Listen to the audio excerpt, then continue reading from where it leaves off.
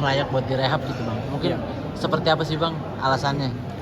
Yang pertama memang kebijakan negara pada saat ini, siapapun pengguna narkotika itu adalah korban sebenarnya.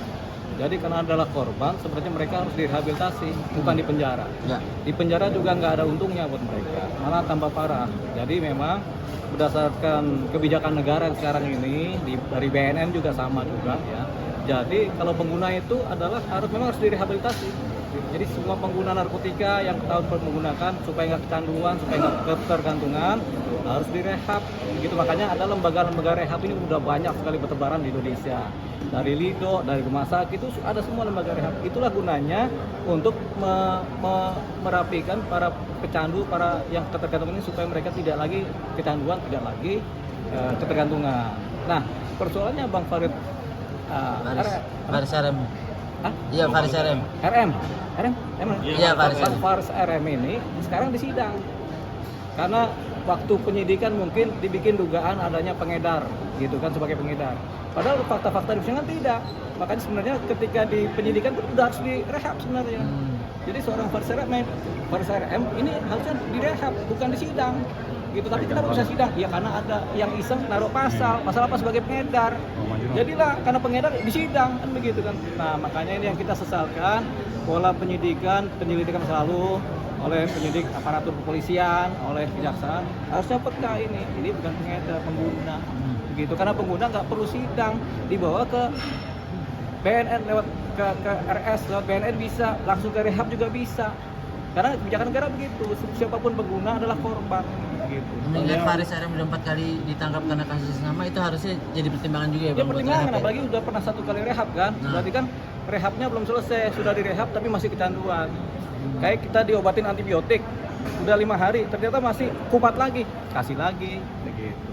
Bang Dio, ini kan Faris sebagai artis ya, dan juga dari BNN kemarin ada statement bahwa kalau artis pengguna narkotika itu nggak bisa ditangkap. Nah, itu gimana sih? Itu kebijakan artis menggunakan narkotika, ya nggak usah ditangkap, dipanggil aja langsung bawa ke rehab, karena mereka direhab. Nah kalau mereka ditangkap, apalagi kemudian sampai disidangkan, kan jadi ribut, semua orang tahu, semua masyarakat tahu, akhirnya apa? Citra artis jadi jelek, kemudian peredaran narkoba kemudian menjadi kelihatan banyak kan begitu. Ini kan sebenarnya mau dibungkam semua supaya nanti pemberesan terhadap orang-orang yang terkena narkotika, orang yang kecanduan begitu. Kalau diblokkan, jadi orang beranggapan narkotika biasa di Indonesia, padahal kan nggak begitu. Artis-artis pada pakai narkotika, itu kan pikiran orang Indonesia. Lewat apa? Lewat adanya persidangan. Makanya ini ada satu kesalahan dalam proses penyidikan di mana seorang Faris RM kemudian disidang, padahal dia adalah pengguna. Nah, kenapa dia disidang? Ya karena dikasih pasal pengedar, padahal dia bukan pengedar. Sebenarnya fakta-fakta ini dia bukan pengedar, udah kelihatan dari awal, dari penyidikan. Tapi kenapa dipaksakan? Mari kita bertanya kepada aparat-aparat yang kemarin membawa ini kepada ruang sidang kan begitu. Tapi hari ini akan mengajukan rehab sendiri bang? Oh ya, untuk rehab tentunya ada prosedurnya, karena ini adalah prosedur persidangan.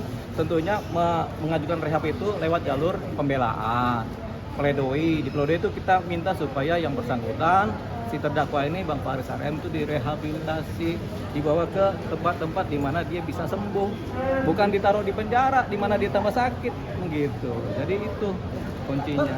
Kan sebelumnya udah rehab ya bang, dan kita anggaplah belum selesai. Iya. Baiknya kalau untuk rehab sendiri udah lama sudah. Rehab itu bagus, itu sampai 3 kali rehab tuh bagus biar sembuh benar, karena dokternya harus teliti juga. 9 bulan pertama mungkin udah ketergantungannya tinggal 10%.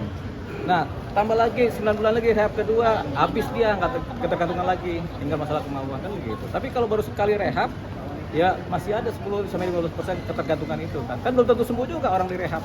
Ada orang direhab sekali langsung sembuh, ada yang sampai 2-3 kali belum sembuh. Bang Faris ini mungkin 2 kali rehab atau 3 kali rehab baru sembuh. Kenapa bang bisa bilang kayak gitu? Ya kan kita tergantung orangnya juga kan, tergantung kemauan juga kan, sama tergantung Lingkungan, racun di kepala juga penting ini. Sudah seberapa keracunan narkotika di kepalanya Bang Faris ini? Ini juga penting, ini harusnya diukur. Cara ukurnya lewat proses pengukuran medikal tentunya kan.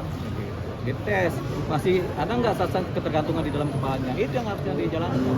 Oke, siap bang, makasih bang. Sama-sama.